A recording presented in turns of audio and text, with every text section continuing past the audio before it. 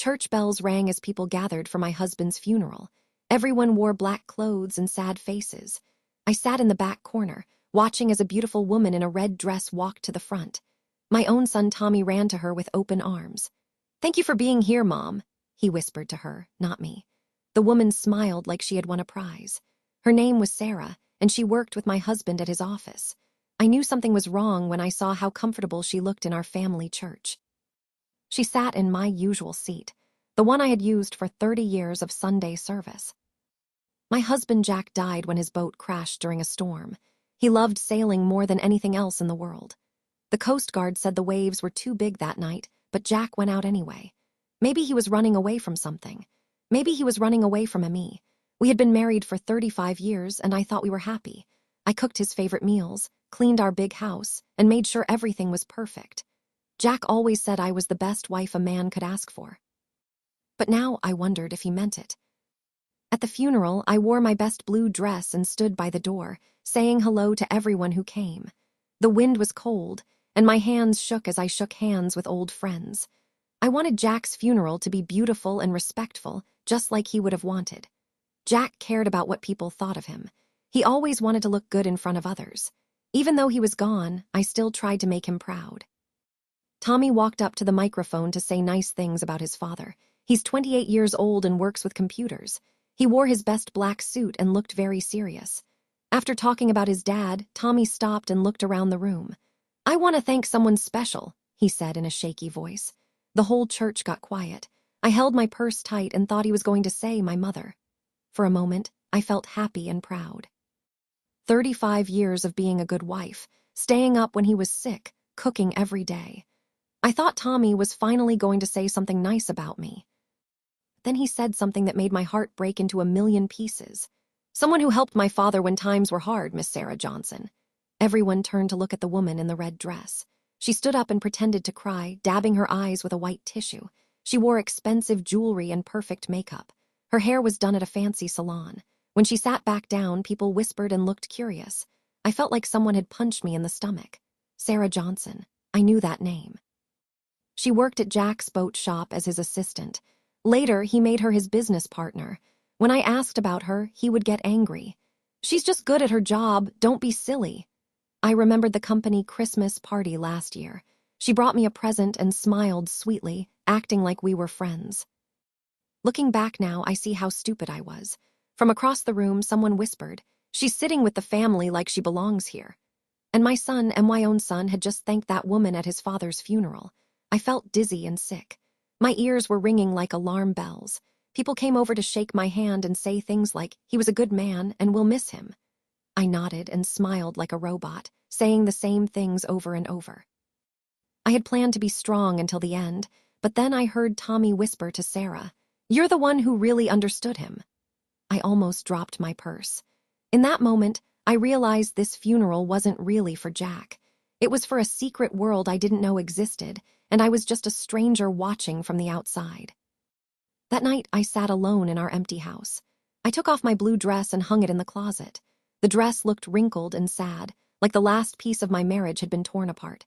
I sat at our kitchen table and stared at the empty chairs. Jack's chair was still there in its usual spot. For years, he sat there every morning, waiting for me to bring him his coffee and breakfast. Now the chair was empty and cold. There were still cans of his favorite soda in the refrigerator. I never liked that brand because it was too sweet, but he bought it every week just for himself. Funny how habits can make you feel trapped. I couldn't sleep that night. I looked through old photo albums and scrapbooks. In the pictures, we looked young and happy. Jack's eyes sparkled, and I smiled easily back then. I even found my old work badge from when I was an accountant at his boat shop. I had short hair and looked confident, always sitting at the front desk helping customers. Then Jack told me, "You should quit working. I'll take care of everything." And I listened to him like a fool. I closed the album and drank a glass of cold water. The kitchen clock tick-ticked loudly. I realized all the love and patience I had put into our marriage had died the moment Jack died. But what I didn't know was that there was an even bigger betrayal waiting for me. The next morning, sitting in the lawyer's office felt like being in a scary movie. The room smelled like old books and coffee. A faded picture of the American flag hung crooked on the wall, and sunlight came through the blinds, making stripes on the floor. This was the law office Jack had chosen before he died. The main lawyer was an older man with a slow, deep voice. Every word came out slowly, like he was trying to make everything sound more important. According to the will signed by Mr. Jack Thompson 2 years ago, he began in a boring voice, most of his things, including the main house on Maple Street, the lake cabin, and all his bank accounts, will go to Miss Sarah Johnson. I wasn't just shocked. I felt like someone had pushed me off a cliff and I was falling through the air, not knowing where I would land. I turned to look at Tommy. He sat up straight like a soldier, staring forward like he was listening to the weather report. His hands were folded perfectly. He didn't look surprised at all, like he had known this was going to happen the whole time. When the lawyer finished reading, I stood up and walked over to Tommy. "You knew, didn't you?" I said in a quiet, shaking voice. He looked at me with calm eyes. "Dad had his REASONS. His reasons," I whispered, the words getting stuck in my throat. What did 35 years of marriage mean to him?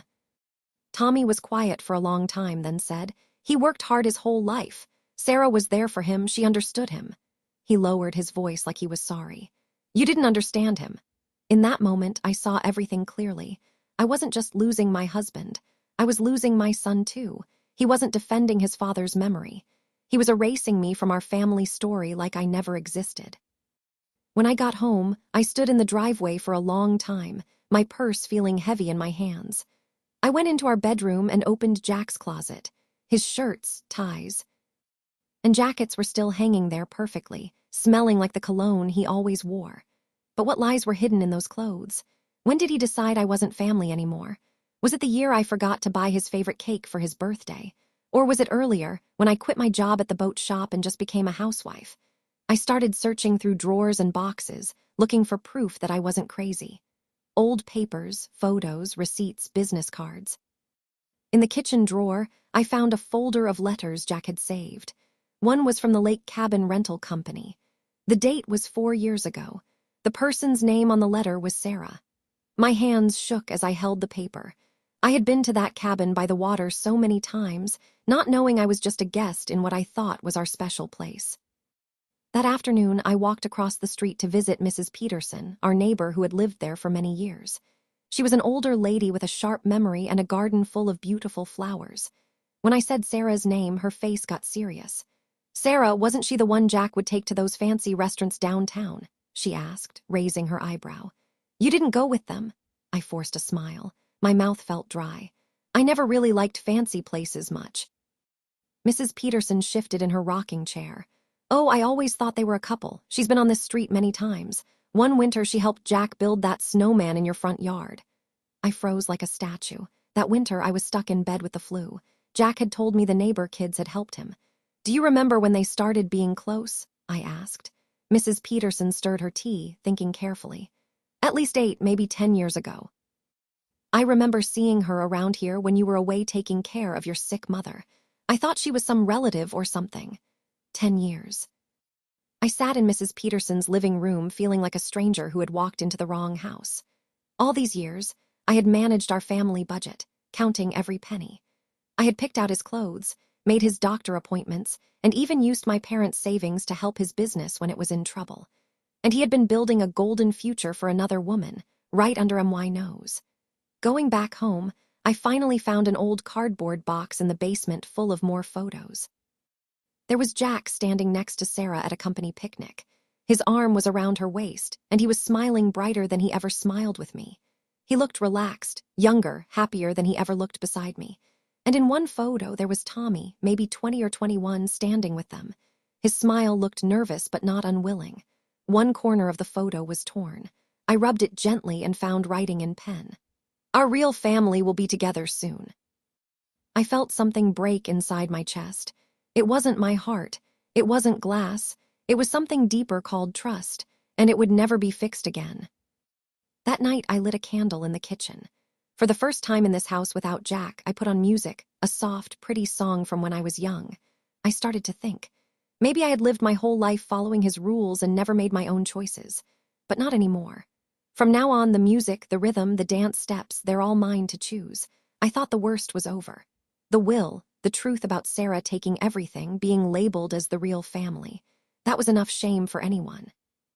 But I didn't know that what would really break my heart was Tommy. He is my only child. I believed that no matter how crazy the world became, he would still be mine.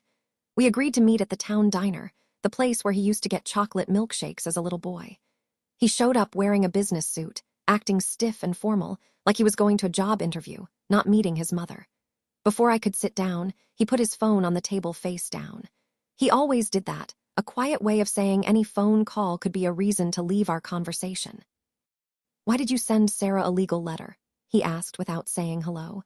I took a deep breath and looked him in the eyes. "Do you think I shouldn't have?" He shrugged. "She didn't hurt you. Dad gave her the money. It was his choice. Suing her just makes everyone feel bad." "Feel bad?" I said, my voice cracking with disbelief. "Tommy, your father lied to me for years. I gave up my job for this family, my friends for you. I even sold my grandmother's gold bracelet to pay for your college." "Do you know what that bracelet meant to me?" Tommy frowned and let out a big sigh like he was annoyed. "You always talk about that like I owe you something." That hit me like a punch in the stomach. It wasn't anger or even an argument. It was just distance. Cold and final distance. "Dad told me," Tommy said after a pause, his voice getting quieter, "that the happiest years of his life were with Sarah. She understood him. She respected him. She didn't always ask questions and complain like you did." "I asked questions because he stopped respecting me," I said, gritting my teeth. "I complained because he was wrong." Tommy shook his head like he was listening to a boring lecture. "You're too old-fashioned, Mom. You always believed that giving up things was good, but Dad didn't need that kind of love." That's when I understood. This wasn't sudden news for him. He had been thinking this way for a long time.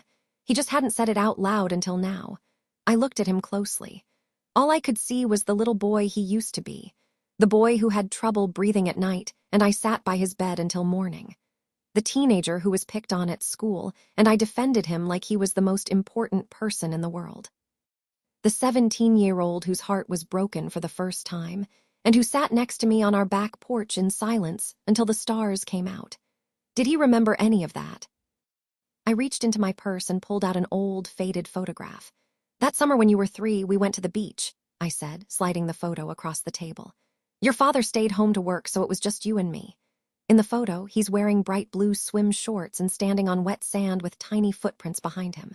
"You were scared of the ocean waves. You held onto my neck and screamed, 'Mommy, Mommy.' You didn't know much about the world back then, but you knew where safety was." Tommy looked down and said nothing. "I know you think your father was perfect," I continued.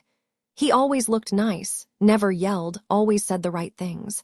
But did you ever think that maybe I was the foundation that let that perfect man exist?" He looked up. There were no tears, no sorry feelings, just a tiny bit of doubt. "Dad did what made him happy," he said. "Sarah made him feel needed. You were just too independent." Too independent. That's what I was. I thought about those nights balancing the checkbook. The afternoons I cooked dinner with a fever. The years I held back tears when Jack was cold and mean to me but kept smiling anyway. That's what he meant by too independent. I put the photo back in my wallet and stood up. My voice sounded calm, but it was strong and determined. "You're right. I was too independent, and starting today I'll save that strength for myself." Whatever he said after that, I didn't hear. I walked out of the diner into the parking lot. It had started to rain. The drops hit my car window with a slow, steady rhythm like music made of silence. I got into the driver's seat and put my hands on the steering wheel, sitting there for a long moment. I didn't cry. I didn't fall apart. I just sat there, realizing that what I had lost wasn't just a husband. I had lost my marriage, my family, even my son. But at the same time, I understood something else. I could no longer wait for someone else to tell me who I was. It was time to live for myself. At first, I thought Sarah was just a late-life mistake in Jack's story, a sneaky woman who slipped in through the cracks.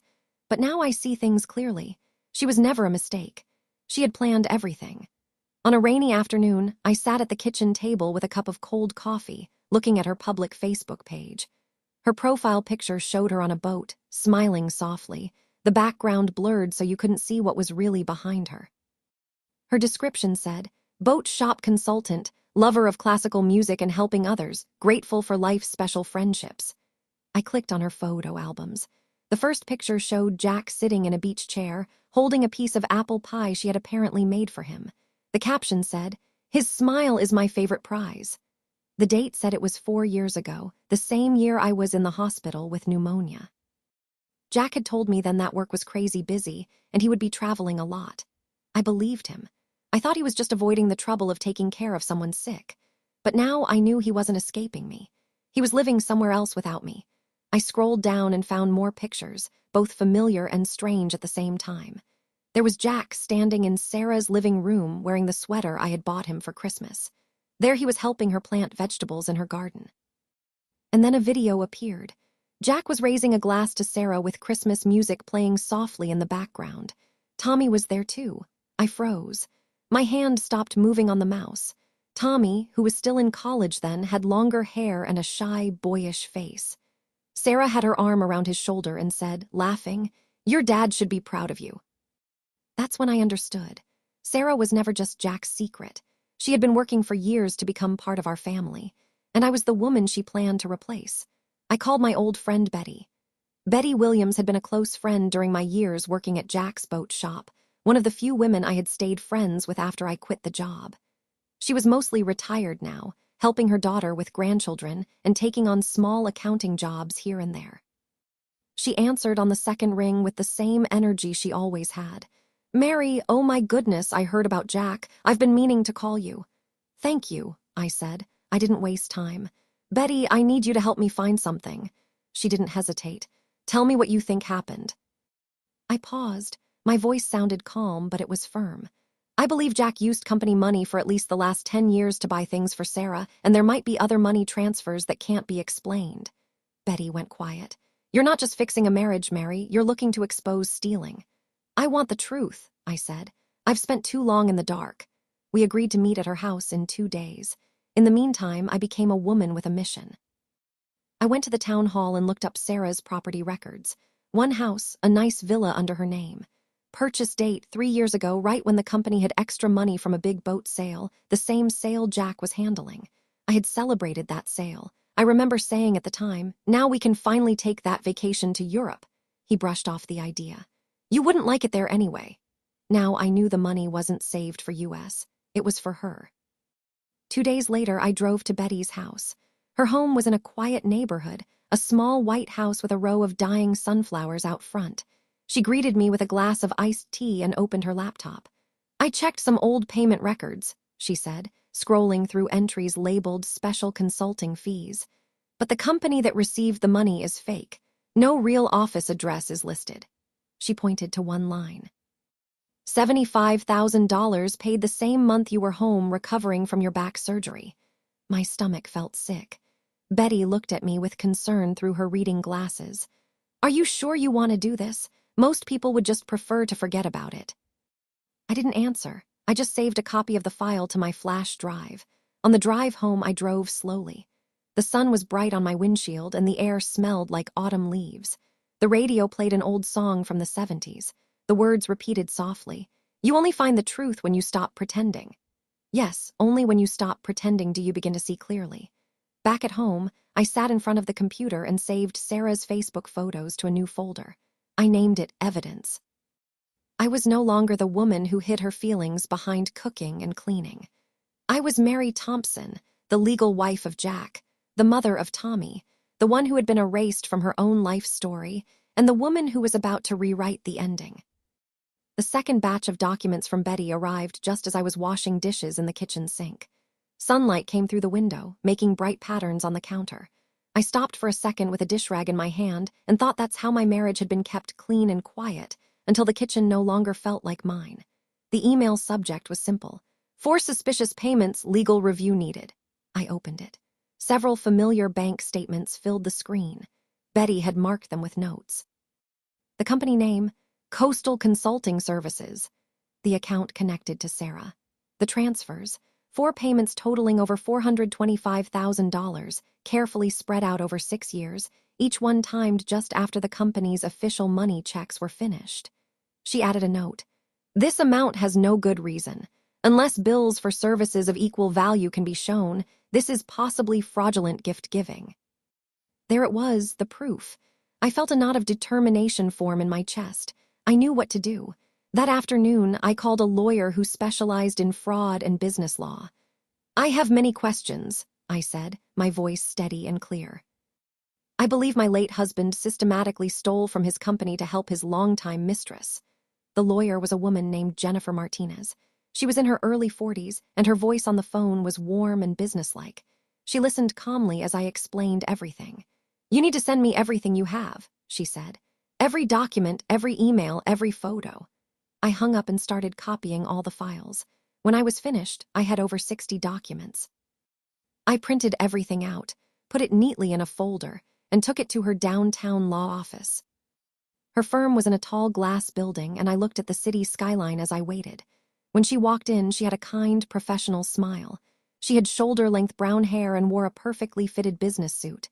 She took the folder, flipped through it carefully, and nodded. "We will go through this thoroughly," she said.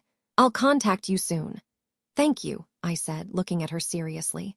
"She betrayed me and my son helped her. I want her to pay back every single penny." Jennifer pushed her glasses up on her nose. "We will do our best." The next few months were full of appointments, emails, and court meetings. We filed a lawsuit against Sarah Johnson, and the case became big news in our small town. Jack's former boat shop, his lawyer, and even his estate became involved in the case. Then there was Tommy. He took Sarah's side completely. He was furious. "You're destroying his memory," he said to me on the phone one evening. "Tommy, your memory of your father is a fairy tale," I said firmly. "He was a thief who used stolen money to betray me, his wife, and his son's mother. That's the truth." He hung up on me. I waited for him to call back, but he didn't. It hurt deeply, but I kept going anyway. I had to. Case went to court in the spring. Sarah and her lawyer tried to make it look like a misunderstanding. They said the money was real payment for consulting work.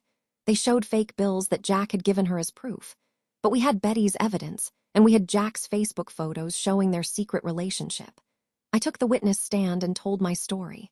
I talked about the 35 years of our marriage, about the sacrifices I made for him and Tommy, and about the pain I felt when I learned the truth. The judge, a middle-aged woman with kind eyes, looked at me with understanding. I think she knew what happens in the hearts of women like me. In the end, the judge ruled in our favor. She ordered Sarah to pay back everything Jack had given her, plus extra money for interest and damages. The total amount was over $1.2 million. Sarah had to sell the house and boat she had bought with the stolen money. She was broke. She lost her job and her reputation in town. I never saw her again after that day in court. As for Tommy, he didn't speak to me for 3 long years. Then, when my mother died, he called me. We met at the funeral and hugged each other. We began seeing each other again slowly. I told him the whole truth, and he started to understand what really happened. It took time, but we fixed our relationship. He apologized to me with tears in his eyes. He said he had been defending a lie the whole time.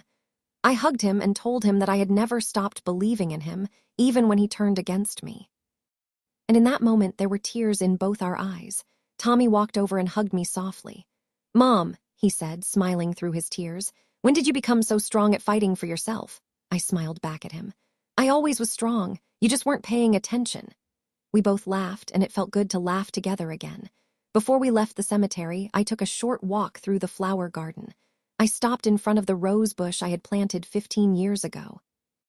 "Last year, this thing almost died," I said to Tommy. "I almost dug it up, but this spring it bloomed more beautifully than ever, and it's still blooming." Tommy smiled. I added, "Even flowers know that what is still alive should never be given up on." That evening, when everyone had gone home, I put away the funeral flowers and cleaned up the house. The front porch wind chimes made soft music in the breeze. I sat on my porch swing and watched the sunset. It rested above the old oak tree at the end of our street, as if asking, "Who are you really?" I took off my black shoes, walked barefoot into the house, hung up my dress, and went to bed. I knew exactly who I was. I was a survivor, a fighter, and the truth had set me free. At 60 years old, I had finally learned to live for myself, and it felt like the best part of my life was just beginning.